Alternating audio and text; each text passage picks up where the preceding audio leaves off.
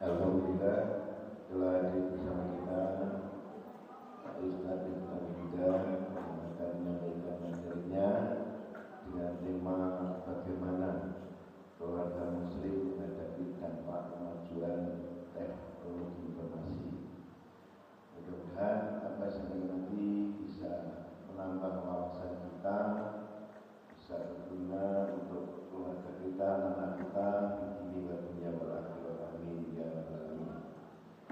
Untuk itu kami persilakan beliau untuk memanfaatkan waktu selama 1 jam, dan ada bila mana ada pertanyaan tanya jawab sekaligus ditutup dengan doa dari kami. Mohon maaf. Assalamualaikum warahmatullahi wabarakatuh.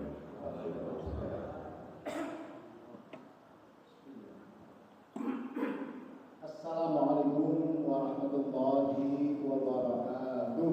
Waalaikumsalam warahmatullahi wabarakatuh.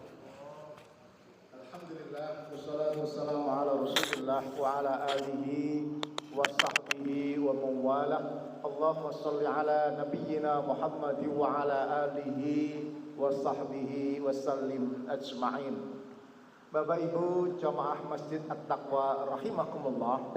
Alhamdulillah, segala puji bagi Allah yang telah meringankan langkah kita hadir di tempat yang mulia bersama orang-orang yang mulia untuk sebuah niat yang mulia, yaitu majelis ilmu. Betul? Kemuliaan majelis ini dihargai oleh Allah dengan cara Allah mengirim para malaikatnya ikut hadir sembari mengamini doa-doa kita. Pramila menika mumpung dihadiri para malaikat, saya doakan mudah-mudahan panjenengan semua barakah dan panjang umurnya, sehat semuanya, barakah dan berlimpah rezekinya, salih dan salihah anak cucunya, dan semoga segera lunas hutang-hutangnya. Kok buanter dhewe, ketok akeh dhewe ketok. Sama dengan saya maksudnya ya. Tetapi nggak apa-apa, pepatah zaman now mengatakan hidup tanpa hutang ibarat malam tak berbintang, katanya begitu. Pepatah konti gitu ya. Makanya ibu-ibu punya semboyan baru yang membuat hati bergetar, bukan jatuh hati tetapi jatuh tempo, katanya. Tek gitu ya. Kalau bapak-bapak punya semboyan baru, di belakang wanita yang glowing, ada pria yang gulung kuming, katanya. Betul Bapak? Baik, saya sudah beberapa kali ngisi di sini pada pagi hari ini dalam suasana Muharram, ya. Panitia meminta saya menyampaikan bagaimana keluarga menghadapi dampak perkembangan teknologi informasi atau internet. Baik, Bapak Ibu yang kami hormati, seperti kita pahami, ya, para ahli sepakat untuk mengatakan bahwa the world is changing, dunia telah berubah. Betul? Perubahan-perubahannya para akademisi menyebut dengan 4 kriteria yang disingkat VUCA. V, volatile; U, uncertainty; C, complexity; A, ambigu. Apa itu? Nek basa sida jangkung iku ruwet pol. Gampang ya? Ruwet pakai pol. Apa ruwetnya? Perhatikan. Ngurusi anak ruwet. Zaman saya, ya, rodok gampang. Pokoknya anak tidak keluyuran di luar rumah, ya, tengok-tengok di dalam rumah, selesai masalah. Betul? Anak hari ini beda, ya. Tidak keluyuran di dalam rumah, bahkan yang jero kamar, tapi dibengoki gak metu-metu mergo kupingnya disumpel pakai headset. Masalah napa masalah? Bayangkan, di luar rumah bermasalah, ning jero kamar bermasalah. Terus enaknya didokok endi anak kita? Bingung toh? Sedengnya dilebok ning weteng nah gitu ya. Tapi kan gak sedeng betul. Zaman saya agak sederhana. Pokoknya anak-anak tidak deket-deket nempel lawan jenis aman. Oke? Hari ini deket dengan sesama jenis aman atau gak bahaya tah? Ayo, enggak. Kalau kemudian pacaran sesama jenis bahaya sekali. Pacaran lawan jenis putus-putus. Tetapi kalau pacaran sesama jenis kok putus, urusannya nyawa. Betul? Masih ingat Rian Jagal Jombang? Membunuh 13 temannya, kemudian dimutilasi. Setelah dilacak ternyata teman LGBT-nya. Susah bukan? Hari ini ya, nyeneni anak itu bermasalah. Zaman kita diseneni wong tua itu biasa, betul? Dipukul bapak sering. Kok kita neng langgar atau neng masjid neng sekolah dipukul guru, ya, ustadz lapor bapak, diewangi, dibelani, nopo ditambahi. Pengalaman kabeh toh, tambah di lenganmu, wah ceter di sana gitu. Zaman kita biasa. Hari ini ibu-ibu bisa marah dengan anak seperti itu. Bisa? Nggak bisa. Tahu resikonya? Di Magetan, kebetulan saya kemarin kan dapat dapil 7 meskipun nggak jadi lagi gitu. Ada viral nasional, 800 anak-anak SMP itu kena penyakit, bukan penyakit, gejala fenomena self harm. Tahu self harm? Perso self harm. Belum. Melukai lengan nadi dengan benda-benda tajam. Ya, gini. Meniru TikTok ala Korea. Sebutan kerennya adalah barcode model Korea, kayak barcode gitu. Kenapa? Nggak tahan menyiksa diri, nggak tahan dibully. Pertanyaannya, siapa yang membuli? Siapa? Siapa? Saya kira temannya, ternyata bukan temannya.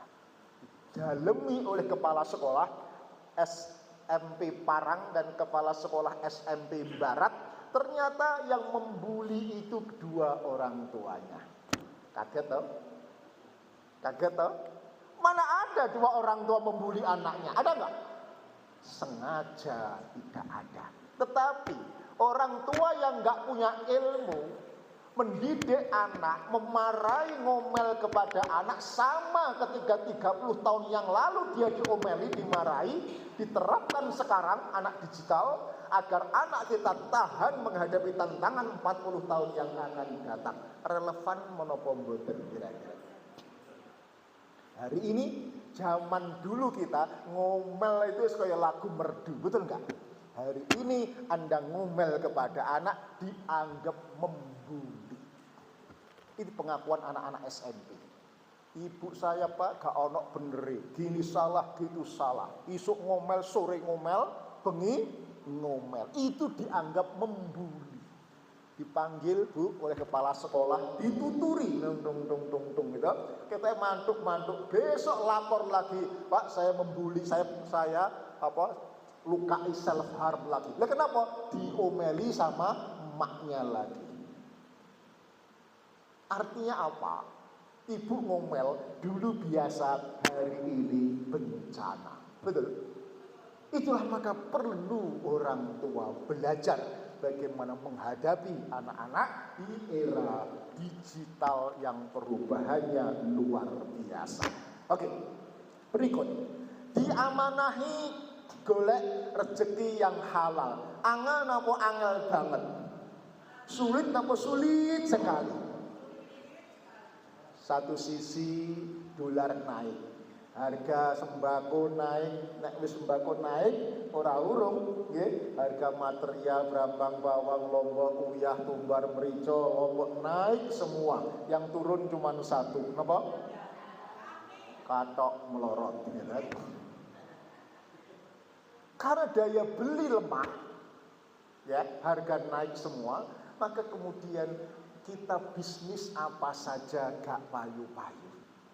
Sing tuku gak teko-teko, sing teko gak tuku-tuku, delok tok ae, betul?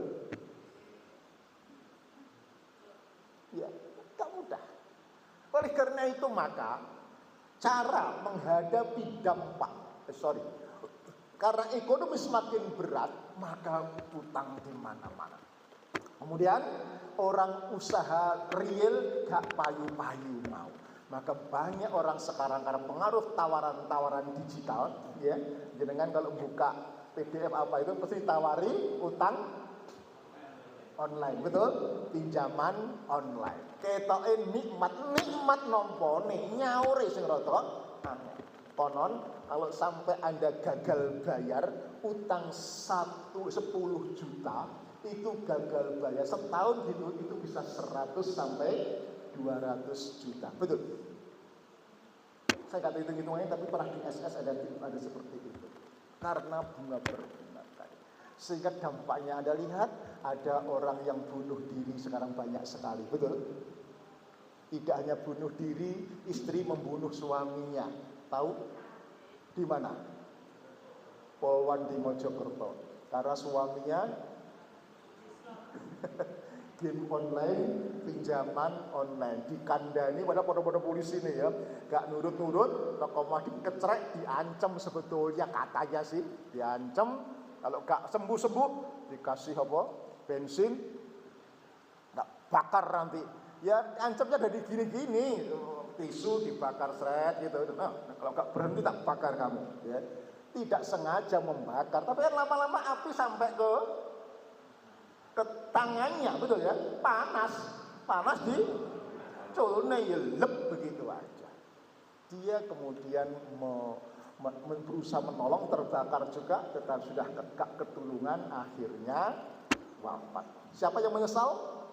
Semua pasti menyesal karena masalah tidak bisa diselesaikan dengan emosi, betul? Masalah tidak bisa selesai dengan amarah. Lalu apa solusinya? Tidak hanya perlu modal finansial material, ya. Tak cukup hanya cerdas intelektual. Tak cukup panjenengan bangga dengan anak-anak kita, ya, sangat akrab dengan digital. Tak cukup, tetapi harus kokoh, matang spiritual. Kenapa? Kembali, boleh anak-anak kita cerdas intelektual, kaya si finansial, matang emosional, ataupun ganteng, cantik secara fisikal. Tetapi kalau tidak kokoh spiritual, anak-anak kita belum tentu lolos melewati ujian kehidupan ini. Bapak Ibu, mohon maaf. Yang ketangkep KPK polisi gara-gara korupsi itu orangnya pinter atau pinter sekali? Orangnya kaya apa kaya pol? Mengapa kok masih korupsi? Kurang apa? Betul, kurang ajar ya. Kurang matang spiritual. Apa spiritual itu? Adalah kemampuan menghadirkan Allah tidak hanya ketika di masjid atau di musola, tidak hanya ketika Anda umroh atau puasa, tetapi Allah hadir di mana saja, kapan saja, sedang apa saja. Ayatnya, idza sa'alaka 'ibadi 'anni fa inni qarib. Apabila hambaku bertanya tentang aku, katakan Muhammad, aku hadir pun dekat. Implikasinya, orang yang merasakan kehadiran Allah ini menjadi orang-orang yang percaya diri, kokoh, tenang, mantep menghadapi perubahan informasi, perubahan dunia, tantangan sebesar apapun PD. Karena apa? Bukan sombong aku kok, bukan. PD-nya karena punya backing, Allah yang maha sempurna dengan Asmaul Husna. Bapak Ibu, hari ini punya dekengan orang pusatnya kemelintine gak karu-karuan, betul? Mobil ditulisi dekengane orang pusat, ya. Lain mobil ditulisi dekengane orang dalam katanya.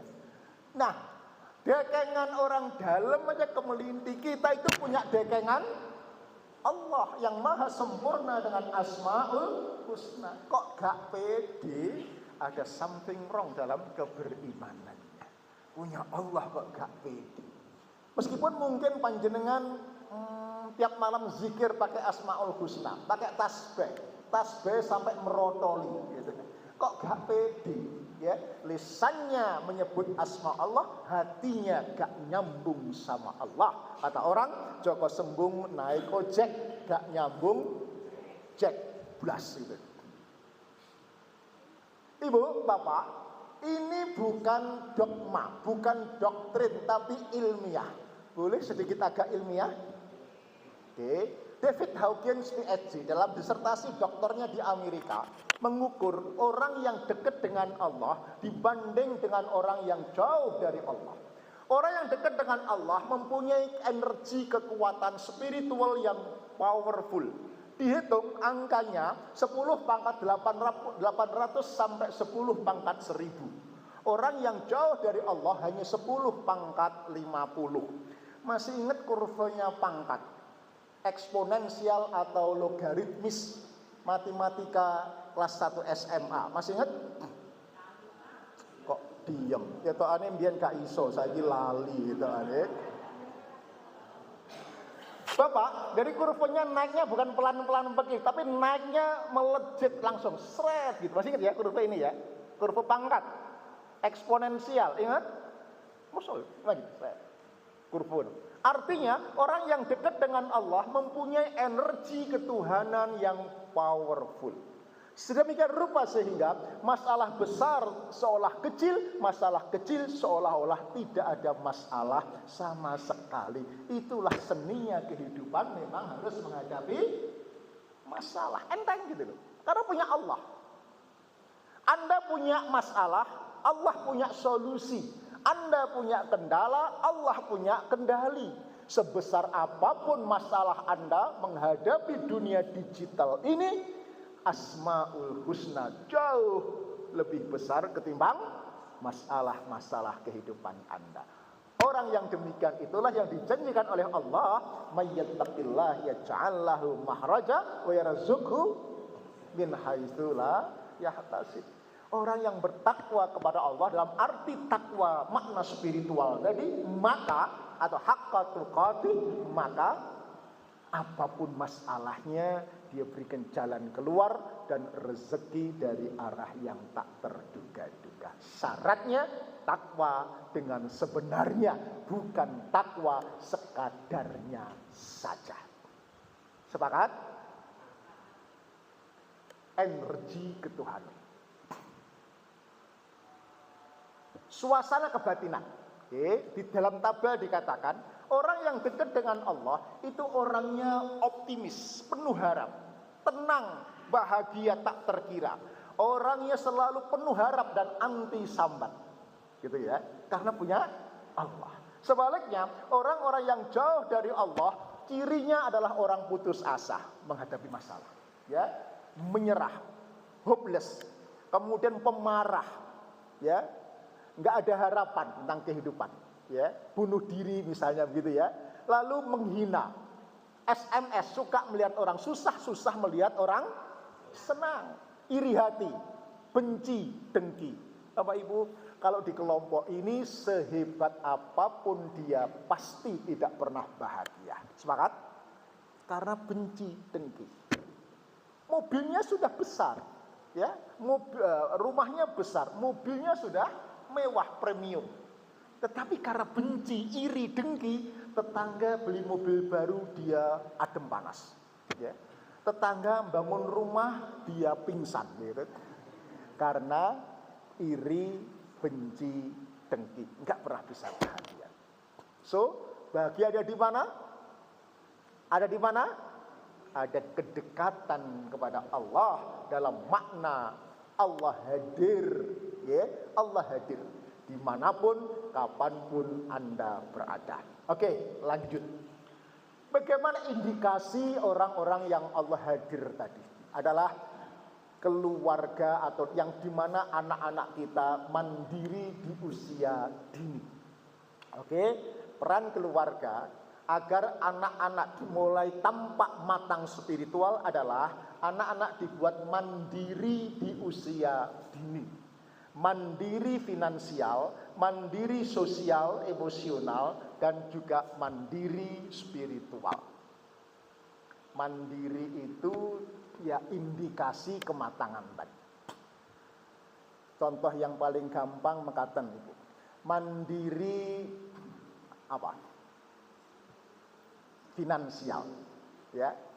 Anak dilatih, ya, mana perlu, mana ingin, sehingga ditawari oleh sosmed, oleh TikTok, oleh apa lagi ya, macam-macam, utang-utangan gratisan atau belanja apa, bonus macam-macam online, tidak gampang kepinginan. Kenapa? Karena dia mandiri finansial. Apa itu? Bisa membedakan mana perlu, mana ingin. Kalau nggak perlu, dia tidak membeli. Karena apa? Kalau memenuhi keinginan, berapa miliar pun tidak akan bisa terselesaikan. Betul? Nah, bagaimana cara agar anak bisa dibedakan, mampu membedakan mandiri finansial, paham mana perlu, mana ingin? Tahu resepnya? Tahu resepnya? Dilatih. Kenapa dilatih? Nyun sewu, mundur dikit. Bu, anak-anak mandiri, anak-anak tahan banting, anak-anak yang berakhlak, sopan, itu soft skill. Ibu, soft skill itu nggak bisa diceramahi, tetapi harus dilatih, dan dilatih. Kuliah, ceramah, pengajian itu namanya hard skill. Hard skill itu how to know. Belajar tentang biologi, tentang kimia, tentang matematika, tentang kedokteran. How to know. Akhlak mulai dari mandiri, spiritual, berbudi, sopan, apalagi ya tahan banting, itu how to do, how to be. Itu nggak bisa diceramahkan, tetapi harus dilatih kados poso. Contoh, siapa yang pengen anaknya tahan banting, angkat tangan. Semua tahu resepnya supaya anak tahan banting. Tahu rahasianya supaya anak tahan banting. Pirsa? Dibanting. Saestu bukan guyon ini. Dibanting. Tetapi memang harus sesuai dengan perkembangan usianya. Ojo kebablasan kayak Ferdi Sambo kebablasan gitu. Sesuai dengan perkembangan usianya.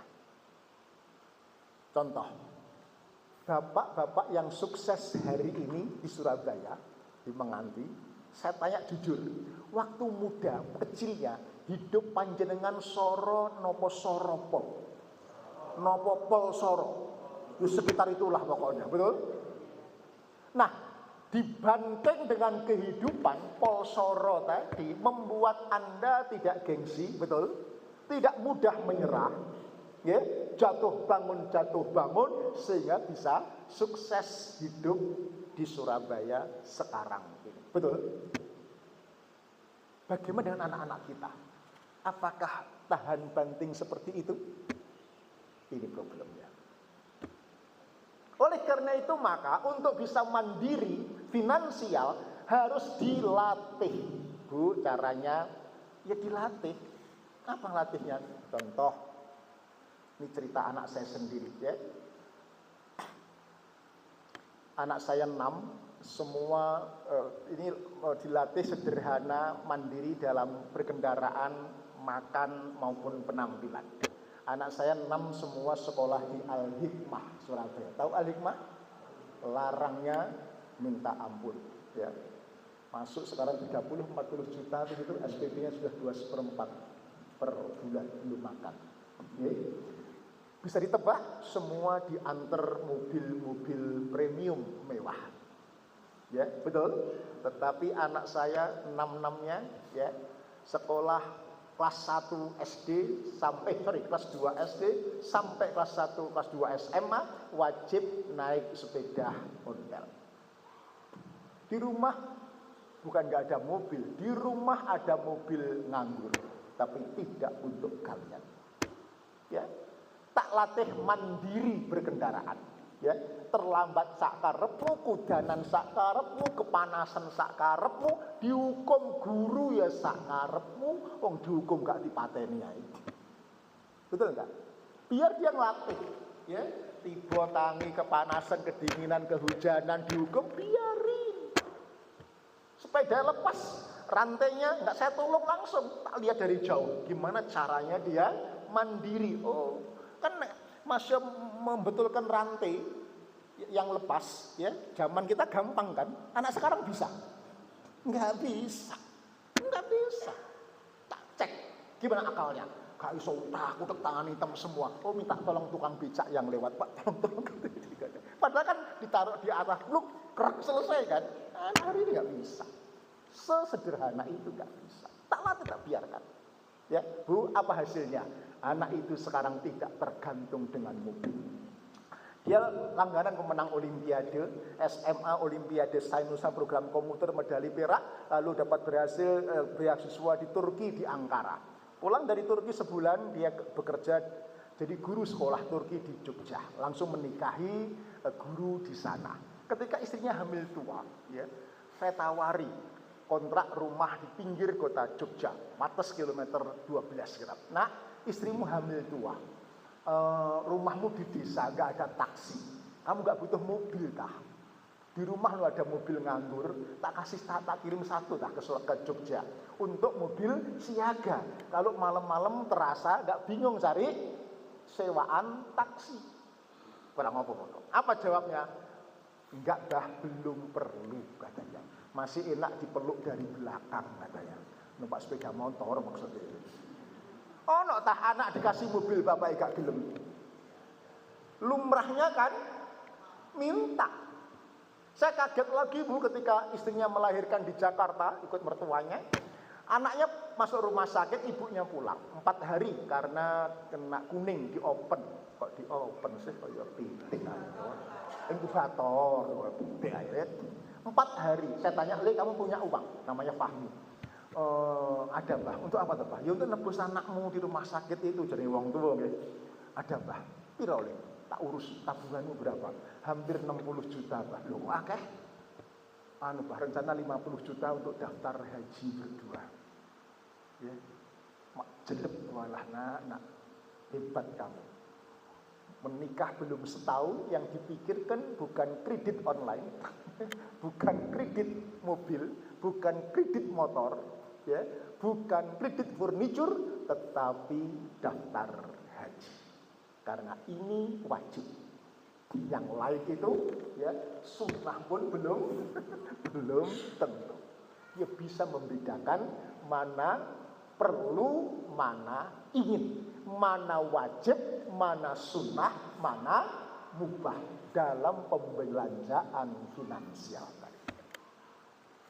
Paham cerita Ibu?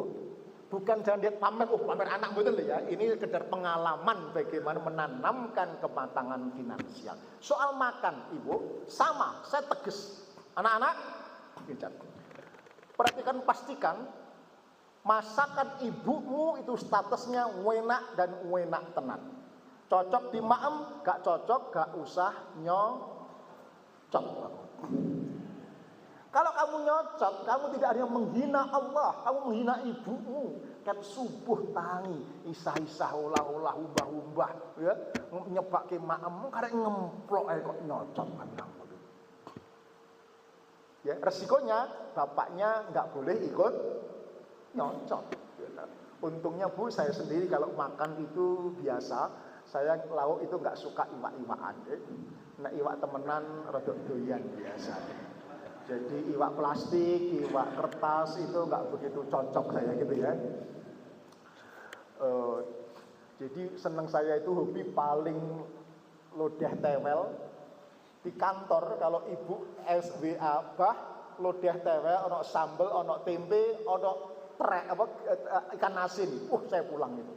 Ya, kenapa? Ikan asin itu satu dipotong jadi 4, ngambil satu aja nggak berani nambah mergo wah sini gak karu-karuan, betul? Bisa berikutnya untuk besok lusa ya. Potongan berikutnya plus blindrang tewel kental. Mantep, dijamin tidak ada kolesterol asal tidak dicek di laboratorium. Betul? Anda nih kok. Anak-anak diem, nggak cocok, nggak ada yang komentar. Biasanya gluntrung ke pawon gawe mie goreng dewi-dewi. Oh nggak cocok, jarno ae. Tapi jangan coba-coba dia nyocot ngomel menghina makanan.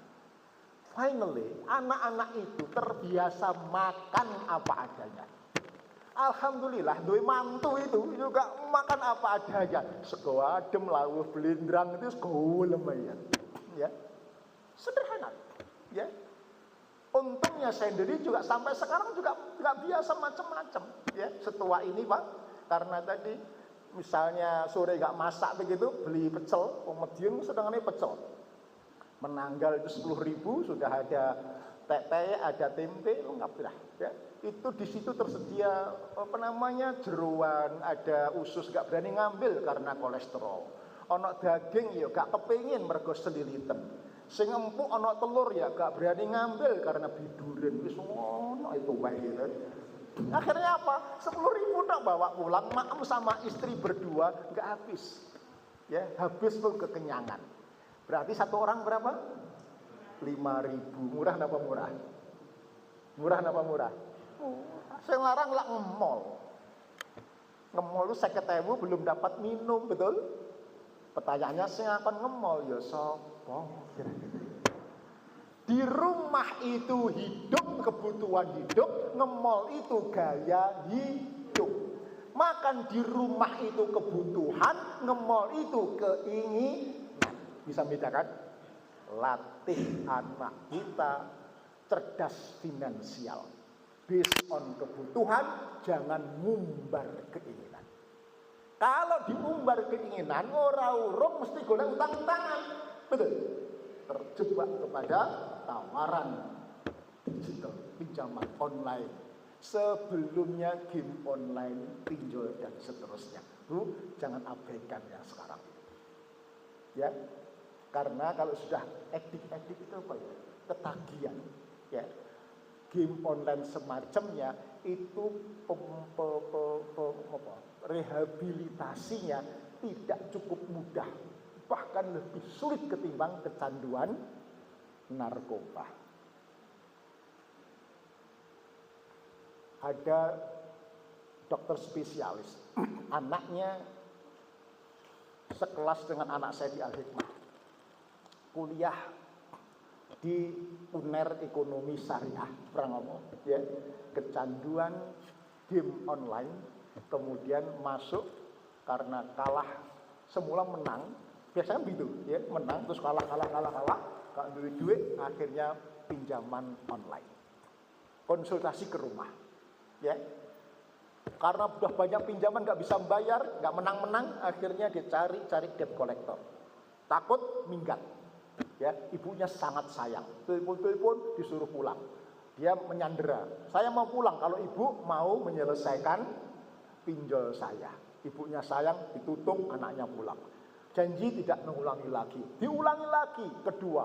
Cari lagi, minggat lagi, tebus lagi, pulang lagi. Terus datang ke rumah konsultasi. Ya, untungnya kaya. Ya, janji tidak diulangi lagi. Ternyata begitu lagi, diulangi lagi. Ketiga. Ya, akhirnya sekarang dia di pondokan direhabilitasi, melayu keluar. Sekarang nggak tahu di pondok di Bogor sana. Ibu tahu, sekali nebus pinjol, tadi angkanya berapa kira-kira? Kira-kira berapa? Berapa? 10 juta berapa? 100? Saya kira 25-30 juta. Ternyata Bu, ya, sekali nebus itu sak mobil saya itu loh. 200-300 juta. Sekali nebus. Ya untungnya bapaknya dokter sugih.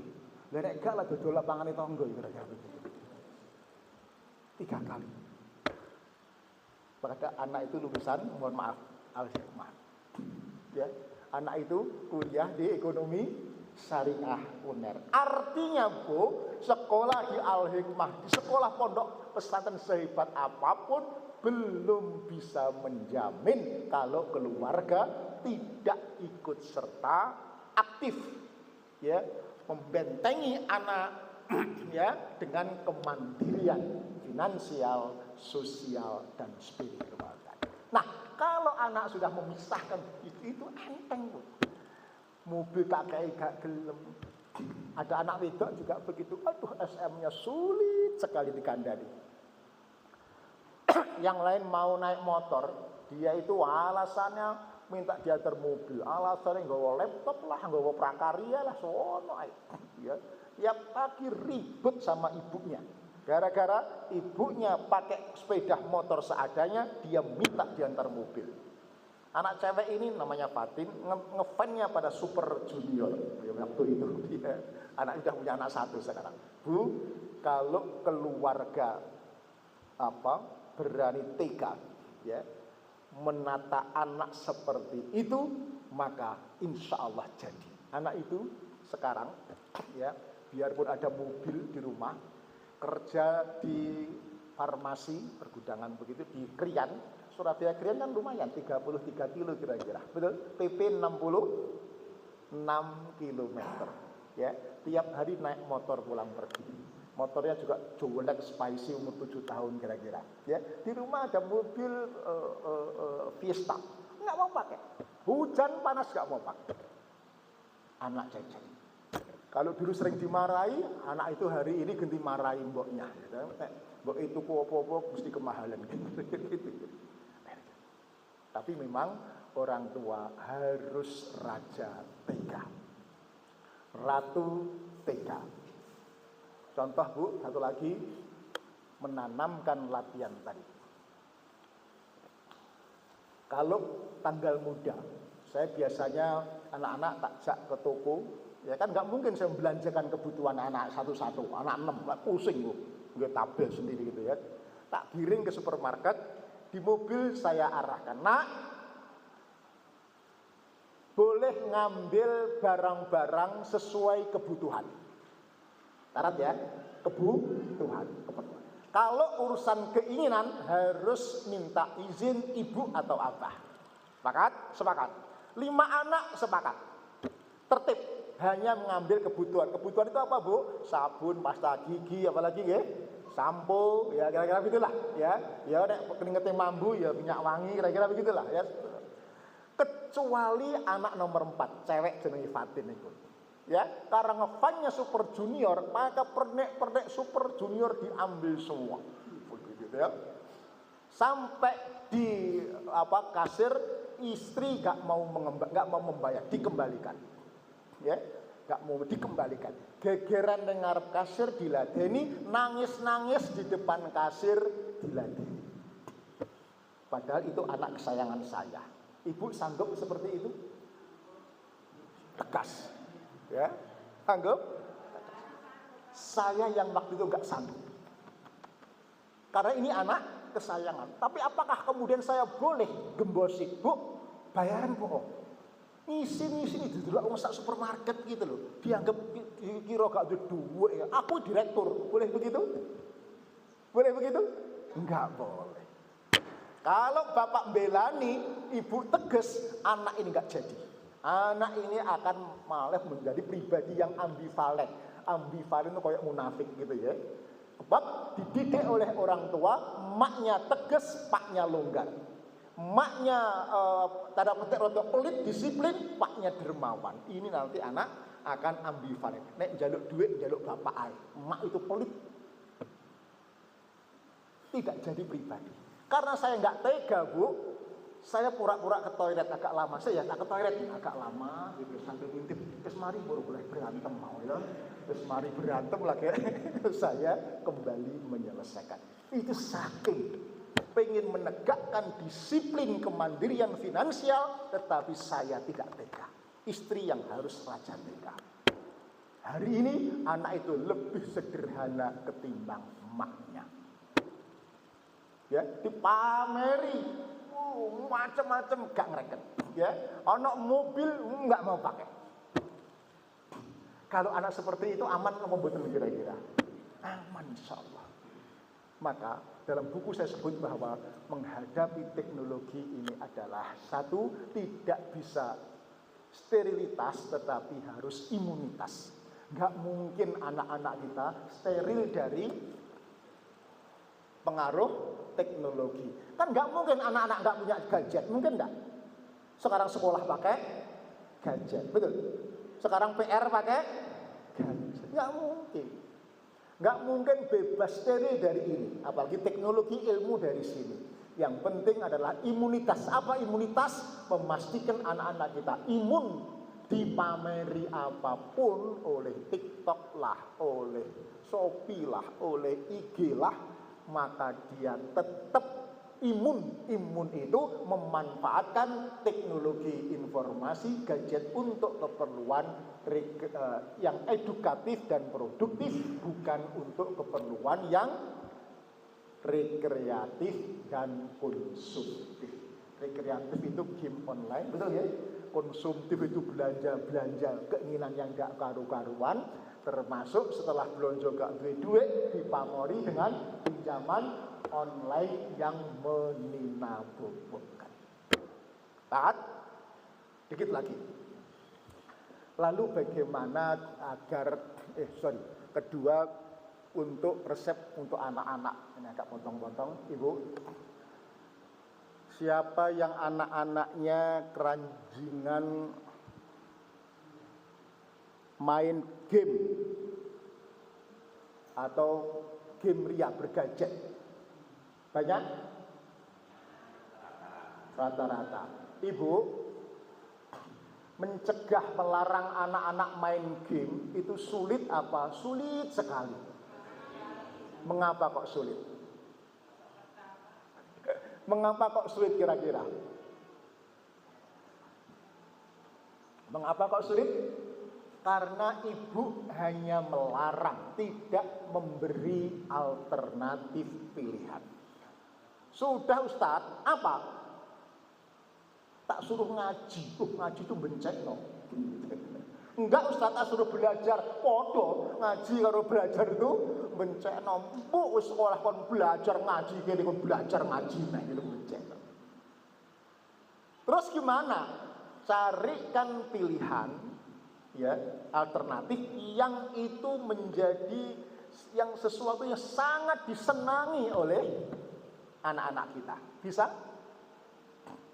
Yang bisa lebih disenangi ketimbang main game. Bisa nggak? Halo, bisa nggak? Sebetulnya bisa, tapi ibu butuh kacamata. Ibu perlu kacamata. Apa? Kacamata untuk mendetek, ya, namanya passion anak-anak kita. Passion itu ayatnya laqad khalaqnal insana fi ahsani taqwim. Sungguh anak-anak kita punya kelebihan, punya bakat, punya passion yang Allah berikan kepada anak kita. Hanya orang tua gak telaten, ngomong-ngomong tok tetapi gak punya kacamata bagaimana menemukan passion itu. Apa passion itu, Ibu, Bapak? Kegiatan, pembelajaran atau kesibukan atau pekerjaan yang anak-anak kita yang meaningful moment namanya. Meaningful moment itu paling berarti. Di mana anak kita merasa paling bisa, paling mampu, paling berdaya, paling oke. Sesuatu yang gue banget gitu loh. Ada begitu? Halo, ada? Gue banget gitu loh. Kalau itu, ada begitu? Nah, temukan itu. Biasanya kalau anak-anak kita belajar tentang itu, membaca, bergiat soal itu, gak capek, gak ngantuk, gak bete, gak ono duwe dilakoni. Mau meneh ono duwe. Lembur gak tidur itu gak ngantuk. Ada begitu? Kok gak ngantuk? Berarti belum menemukan. Berarti belum menemukan.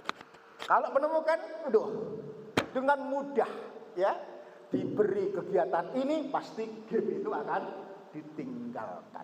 Contoh, anak saya yang pertama namanya Mutik, barangkali yang mesti ingat ya, itu sangat potensi. Kenapa? Waktu kecil kalau dikasih mainan, ya itu pasti pegang pensil, tahu, menggambar, kertas digambar, dinding digambar, papan. 4 SD sudah bisa gambar wajah orang dengan komposisi yang pas. Kelas 6 SD sudah bisa gambar komik, bisa dibaca. Minta arsitek, ITB diterima tanpa tes, ITS diterima dengan tes. S1 lulus terbaik, S2 lulus cum laude. Penelitiannya di Jepang, ya. Dia menguasai 4 bahasa asing, Inggris, Prancis, bahasa Jepang dan bahasa Arab. Oke, kok bisa? Nah, karena kita arahkan sesuai dengan passion yang saya lihat dengan kacamata, saya petakan talentnya memang ada di arsitek. Maka ketika kuliah di arsitek ada tugas menggambar. Ibu tahu menggambar arsitek? Ya, bukan gambar bebek loh ya. Tapi tampak samping, tampak depan, tampak atas, ibet ya. Kemudian juga potongan aksen, BB aksen, puluhan gambar. Semalam suntuk gak tidur sering dilakon. Dan dia tidak capek, gak ngantuk, gak piti. Sing delok gitu capek. Ya, sing delok gitu kesel ngantuk, dia gak capek. Kenapa begitu? Karena sesuai dengan passion. Nah, Indonesia kalah, lemah, abai untuk memahami ayat ini. Bahkan ayat ini dibaca di Indonesia tapi tidak dipraktekkan. Ayat ini tidak dibaca di Jepang dan Amerika tetapi dipraktekkan. Anak-anak di sana digali passionnya, lulus SD harus ketemu. Cerita terakhir, teman saya ada guru guru SD di Tokyo, oke? Anak SD bisa ditanya, nak, ditanya passionnya, ditanya visi, mimpi, cita-citanya. Kamu selesai SD mau kemana? Kayak tes begitu. Melanjutkan ke SMP, oke, wajar. Setelah SMP, saya tidak sekolah, Pak. Terus, saya mau bekerja di toko roti di Jepang, di Tokyo. Kampaknya passionnya di masak, tata, boga, kuliner, oke? Setelah cukup sangu 2-3 tahun, saya mau keluar pindah bekerja di toko roti di Itali. Anda tahu toko roti Itali kan keren-keren ya, lembut, kemudian toppingnya macam-macam, betul? Kok gak mantuk? Kita rong tahu rasa nih roti Itali. Panitia besok nasi kuenya diganti roti Itali ya. Guyon-guyon. Pokoknya roti Itali itu keren, mendunia, mengglobal, betul? Setelah cukup waktu, cukup sangu, cukup ilmu, si anak mau kembali ke Tokyo membuat toko roti home industry milik sendiri. Kalau seperti ini bukan tidak mungkin anak ini 15 tahun belajar bisnis, 18 tahun mulai bisnis, bukan tidak mungkin 25 tahun kaya raya seperti Nabi Muhammad kita. Betul? Bandingkan dengan anak Indonesia, karena ngotot kuliah gak sesuai dengan passionnya, lulus kuliah 24-25 tahun, toleh. Banyak yang bekerja di perusahaan odol, maksudnya odol-odol duwe makne, betul? Ada begitu? So, pastikan kalau ketemu passion, tidak hanya anak kita sukses cita-citanya, tetapi mampu membentengi anak-anak kita tidak keranjingan atau edik dengan game online yang kemudian terjebak kepada tawaran-tawaran pinjam online dan seterusnya. Saya kira begitu. Ya, waktu saya habis karena jam 8 itu teman kita Sugeng Krian mau akad nikah. Ya, saya jam 8 bagian khutbah nikah. Mundur dikit pogeng, KUA-ne setengah 9 mau geser katanya. Setengah 9 mau geser. Wong suro-suro kok banyak mantu ya, ini kan saya coba. Mohon maaf ya, ada pertanyaan disambung lain waktu ya. Saya punya janji satu kalau nanti diundang lagi, mohon maaf ya. How to, bagaimana menemukan passion, talent, potensi anak-anak kita, ya. Yang biasanya pakai itu lebih sidik jari, pakai psikotes, betul? boleh, tetapi lebih hebat kalau orang tua sendiri punya kacamata, ya, untuk mendetek, ya, potensi anak kita seperti apa. Nah, saya mau menjelaskan kacamata itu, ya, menjelaskan, bukan membelikan kacamata, menjelaskan kacamata bagaimana menggali potensi anak. Carikan guru, mentor, komunitas akan melejit menjadi prestasi yang hebat. Insya Allah lain waktu, karena ini butuh kira-kira juga 1 jam. Nanti bawa kertas, kalau nggak bawa kertas nanti nggak jelas. Oke, cekap ya. Ngapunten, saya harus bergeser. Kada kurang lebihnya mohon dimaafkan. Kata orang Jawa, kasar-kasari parut iku manfaati, nenek alus-aluse lumut terkadang malah meleseti atau bebayani. Tapi nek kasar-kasare janggut, kata para istri ngangeni, nggih. Nek ijik eno, nek tuwek rada gilani. Walaupun minkum, assalamualaikum warahmatullahi wabarakatuh. Mohon maaf belum bisa tanya jawab. Itu kan dengan aja lah. Terima kasih untuk disampaikan.